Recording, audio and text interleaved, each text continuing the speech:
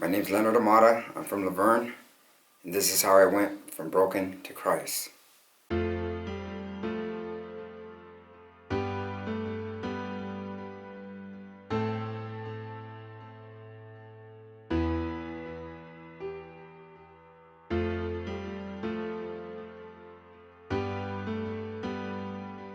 When I was around 12 years old, I got involved with selling drugs, running with gangs, and I did that for a few years and did everything that came with that, and using drugs, selling drugs, heavily involved in gang activity. And when I was 15 years old, I got incarcerated and sent to the California Youth Authority for 3 years for an attempted murder, which eventually they dropped down to an assault with a firearm.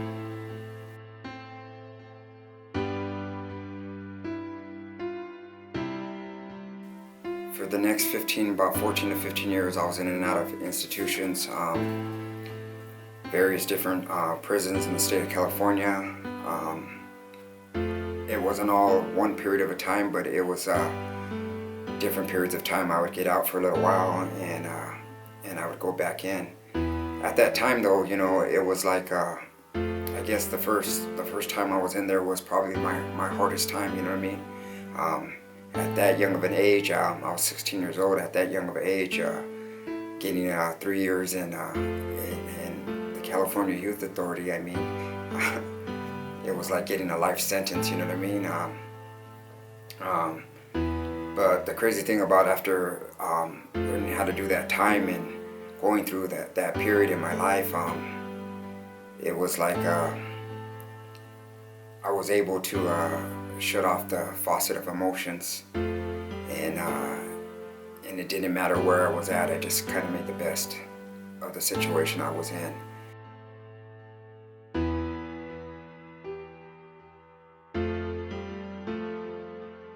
Been out of prison going on 11 years, but I haven't been doing good those whole 11 years. When I got out, it was a struggle for me, a really bad struggle.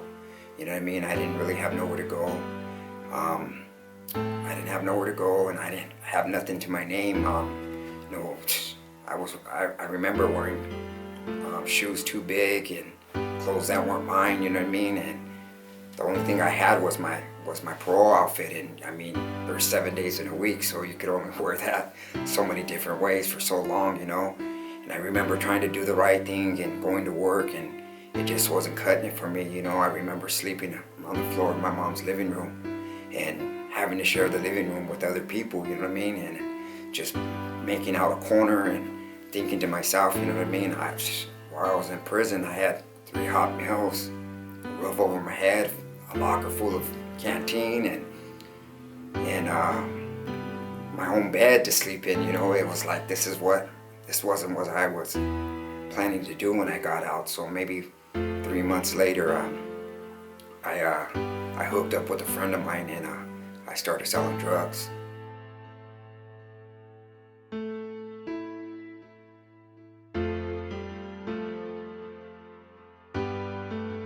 One of the lowest points in my life, and I look back at it now, and it kind of reminds me of where I was at. You know, I remember that at this time I had lost my niece, and when they were making the funeral arrangements for my niece, to bury my niece, my mom, she bought me a plot at the same time to be buried next to my niece. And at the time, I really didn't realize what that said or meant. But now I look back on it, and I realize that I guess maybe she just wanted to have somewhere to bury me when that time happened, because it wasn't a matter of when. It wasn't a matter of if, it was just a matter of when. I mean, that's where my life was leading to. I really didn't care about living or dying or anything. And I guess that sums it up. I mean, if you really think about it, everybody that's out there, I mean, at your point, you know what I mean? Like your mother's love is the hardest one. It's the last one to give up on you, or to not believe in you, or to not see anything good coming out of your life, or you know what I mean, to always give you an encouraging word, you know what I mean, like, but I had just been doing it for so many years and got to a point that, you know what I mean, the things I was doing, the things I was caught up in, she just really believed that that was the best thing for me. That was all that was left to do.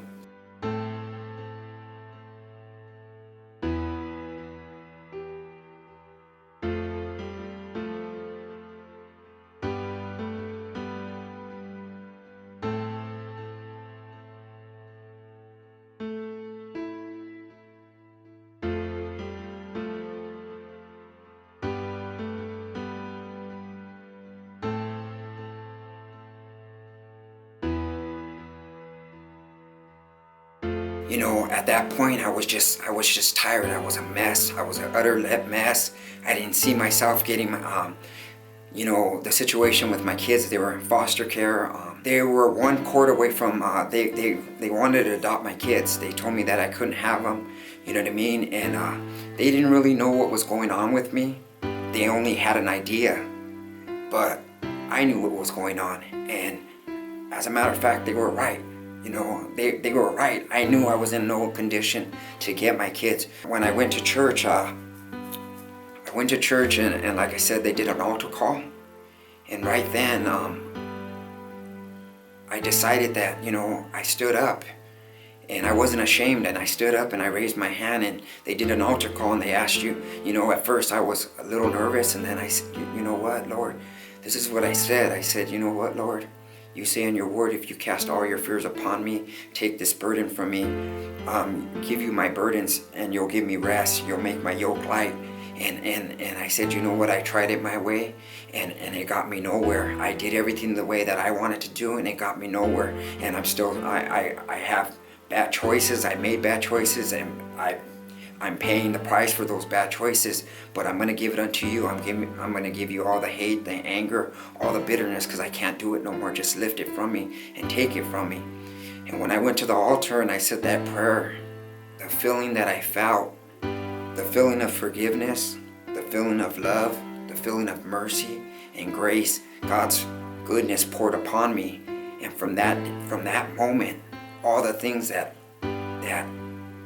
I never thought I could feel, that I never felt worthy of, God let me know right then that I was worthy of all those things.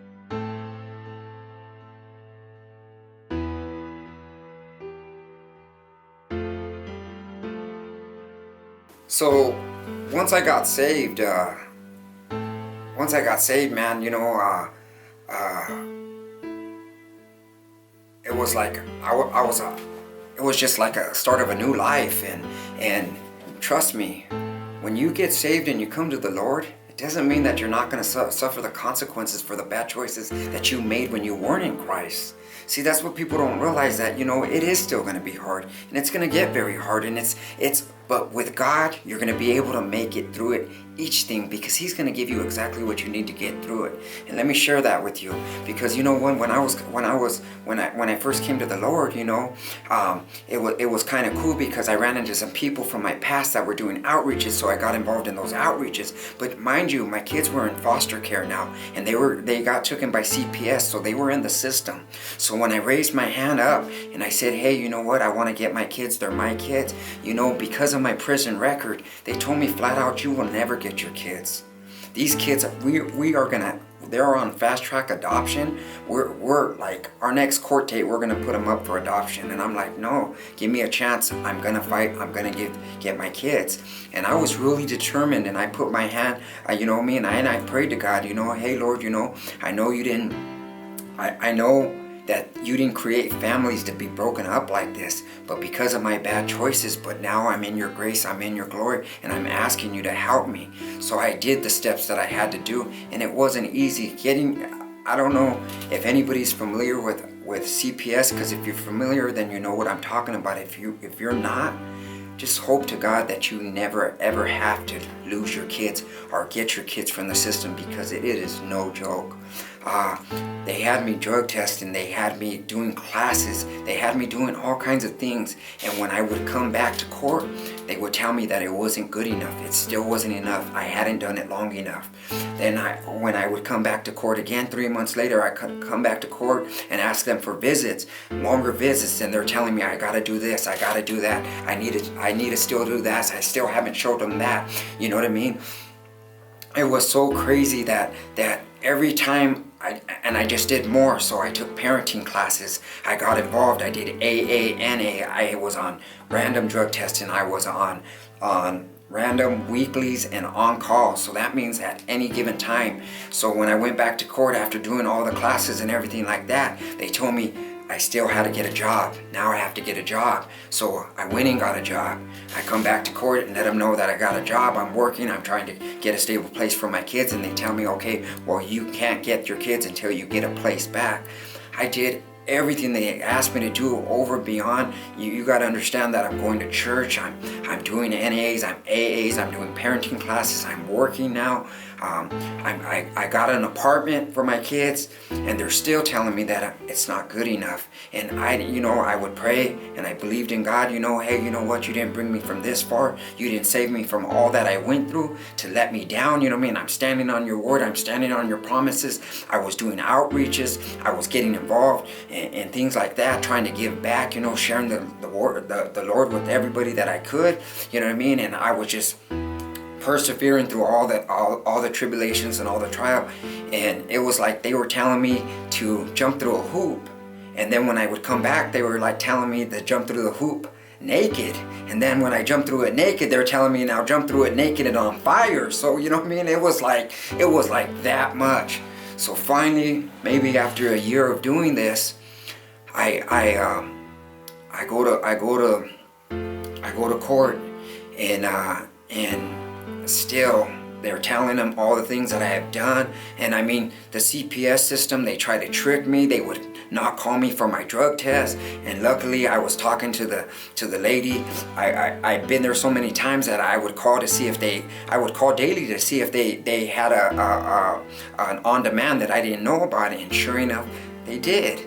And one time they called, they didn't tell me that I had to go test, and I was at work in Orange County, and I had like 2 hours, an hour and a half to get from Orange County to Pomona to come and drug test, but I made it. And those were the things that just, I look back on it, and God had a plan, because if I wouldn't call every day to check on my own, I wouldn't have known that I had to take a drug test that day.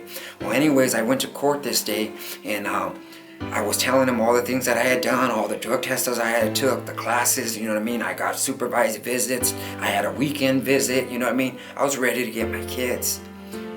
The DA still got up and said that, even though he's made these changes, we still don't think that he's ready, that these kids won't be safe. Look at his record, look at everything he was involved in. We don't think that it's in the best interest of the kids. And that day, the judge said, you know what, I'm tired of hearing everything of what he's not doing right. He's done this, and that for his kids. He's made some changes. I don't know him personally, but from all the things that he has done, all the things that you have made him do, I really believe that he deserves a chance, and I'm going to give you your kids. She said, Mr. Ahumada, I'm going to give you your kids today. Please don't let me down. And in 6 months, if you're going to come back in my court and see me, and if everything's still good, I'm going to give you full custody. You're going to be done with the system. Those kids will be full custody, sole physical custody, physically. They're going to be yours.